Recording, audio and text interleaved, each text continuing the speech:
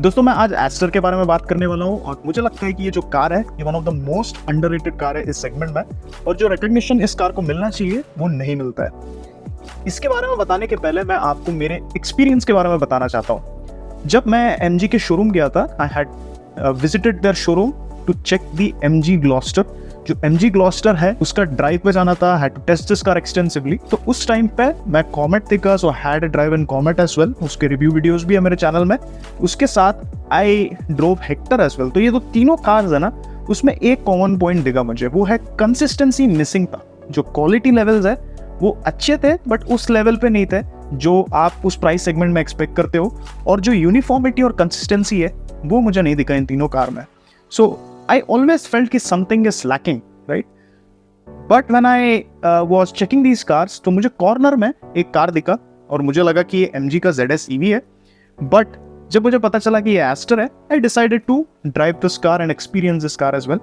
इस टाइम पे मेरा ड्राइव चल रहा था with all the compact SUVs, like Elevate launch हुआ था उस टाइम पे क्रेटा लॉन्च नहीं हुआ था, Elevate लॉन्च हुआ था, and Taigun Kushaq back to back में चला रहा था टू अंडरस्टैंड कि इन कार्स में डिफरेंस क्या है। तो उस टाइम पे it was the right time for me to go and test drive the Astor. और मैं इसके बारे में भूल गया था क्योंकि ये काफ़ी अंडररेटेड कार है, बहुत लोग इसको पसंद नहीं करते हैं। नाउ अभी तो सेल्स जो बढ़ रहे हैं, उस टाइम पे तो एस्टर के बारे में कोई नहीं जानता था। मैंने सैट इन द कार और दरवाज़ा मैंने बंद किया। I was pleasantly surprised. ये कार बहुत ही अलग लग रहा था बाकी कार से। उनके जितने भी कार्स हैं, आप उन कार्स को एस्टर के साथ कंपेयर करते हो तो आपको ऐसा लगता है कि कोई दूसरे ब्रांड ने ये कार बनाया है। मुझे एक बहुत इम्पॉर्टेंट बात याद आया। जो MG का ZS EV है वो एक ऐसा कार है जो यूरोप में सेल होता है। हमारे कम्युनिटी मेंबर्स में जितने ओनर्स हैं MG ZS EV के, वो बहुत खुश हैं। उनको कभी कोई प्रॉब्लम नहीं आया इस कार में, and they tell that this is the best electric car, और इस बात से मैं एग्री करता हूँ। सो ये जो चैसी है और ये जो प्लेटफॉर्म है जिस पर एस्टर बना है, ये यूरोप में सेल होता है और यूरोप में लोग इसको बहुत ज़्यादा पसंद करते हैं। और यूरोप में अगर लोग इसको पसंद करते हैं तो याद रखिए वहाँ पर लोग वोक्सवैगन और जर्मन कार्स भी खरीदते हैं। तो ये फीलिंग जो है एस्टर में बैठने के बाद, मुझे एक प्रॉपर जर्मन कार का फील आ रहा था। The quality was very nice, consistent था हर जगह पे। Everything felt really well built. Door से लेके इंटीरियर का जो पैनल का फिटिंग है, सब कुछ बहुत अच्छा लग रहा था। एंड इतने कार्स में बैठने के बाद आपको पता चलता है कि ओवरऑल जो क्वालिटी और बिल्ड क्वालिटी ओवरऑल कार का वो किस तरह से है। तो I really wanted to test this car out. And जब मैं कार को स्टार्ट किया, बहुत स्मूथ, बहुत रिफाइंड इंजन था। मुझे पता चला कि इसमें CVT के ऑप्शंस हैं, मैनुअल के ऑप्शंस हैं। Had to take both these car for a spin to understand कि ये कार्स कैसे हैं। Now this is where I was not very impressed, but जो कार का एक्सपीरियंस था चलाने का, it was something which was really surprising to me, क्योंकि इसका जो बेस वेरिएंट है वो फुल्ली लोडेड है। ठीक है, मुझे चैनल में बहुत लोग आके पूछते हैं कि इसके बेस वेरिएंट की तरफ जाना चाहिए या नहीं। फुली लोडेड कार है। Base variant usually companies compromise करते हैं, बहुत सारे फीचर्स नहीं देते, बट इसके बेस वेरिएंट में बैठने के बाद आपको ऐसा बिल्कुल नहीं लगेगा कि ये बेस वेरिएंट है। फुली लोडेड कार है।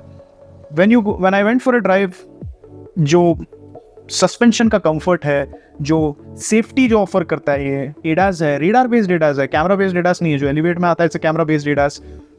जो बिल्ड क्वालिटी और कलर कॉम्बिनेशन है इंटीरियर्स में, और जो फीलिंग है प्रीमियमनेस का, वो इस सेगमेंट में कोई भी कार मैच नहीं कर सकता है।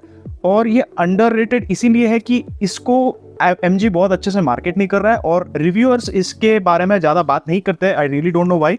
मुझे लगता है, स्ट्रांगली लगता है कि कोई भी प्रोडक्ट जब अच्छा है तो उसको मैं डेफिनेटली अच्छी चीज़ों के बारे में बोलूँगा, and I will educate customers जिनको नहीं पता है इस कार के बारे में, to just go and have a test drive on this. ये इसका जो ड्राइविंग एक्सपीरियंस था वो उतना सेटिस्फाइंग नहीं था मेरे लिए। जो स्टीयरिंग का फीडबैक था वो उतना अच्छा नहीं था, बट जो इंजन का रिस्पॉन्स था वो इमीडिएट नहीं था। एलिवेट में कंटिन्यूसली चला के इस कार में जब बैठा तो मुझे ऐसा लगा कि I am sitting in a car which is 2 segments above, but drive करने के बाद ऐसा लगा कि the engine is lacking and driving dynamics is not good, so it's not a fun to drive car. But then I realised one very important point. वो ये है कि सारे जो कार्स होते हैं उनमें एक यूनिक कैरेक्टर होता है जो एक कार को पर्सनैलिटी देता है। MG का पर्सनालिटी है रिलैक्स करके चलाना। रिलैक्स करके चलाने में कैसा फीलिंग आता है ये जानने के लिए आई ट्राई टू रिलैक्स। मुझे ओवरटेक नहीं करना था, I just wanted to relax, experience good interiors, good seats. Then I realised ये बहुत ही कंफर्टेबल रिलैक्सिंग फैमिली कार है। ठीक है, This is one of the most comfortable and relaxing car that you can buy at this price segment. Feels very premium.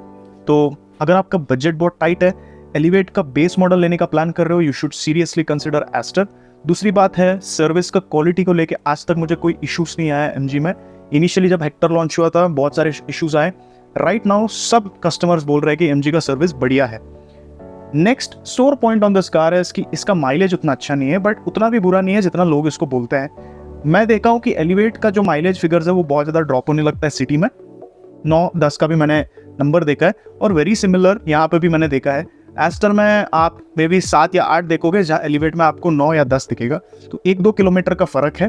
So in terms of the overall car एक बहुत अच्छा package है। मैं आपको ये बताना चाहता हूँ कि किन लोगों को ये कार की तरफ जाना चाहिए। अगर आप ड्राइव करने में उतना आपको इंटरेस्ट नहीं है, आप रिलैक्स करके क्रूज करना चाहते हो हाईवे पे, कभी कभी सिटी में चलाना रहता है, you want features, you want a premium car, modern car, you should go for Astor.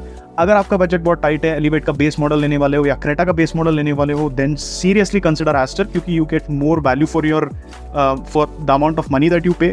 अगर आप रेयर सीट कंफर्ट के बारे में सोच रहे हो या आप फैमिली कार लेने की प्लान कर रहे हो, तो आप इस कार की तरफ जा सकते हो।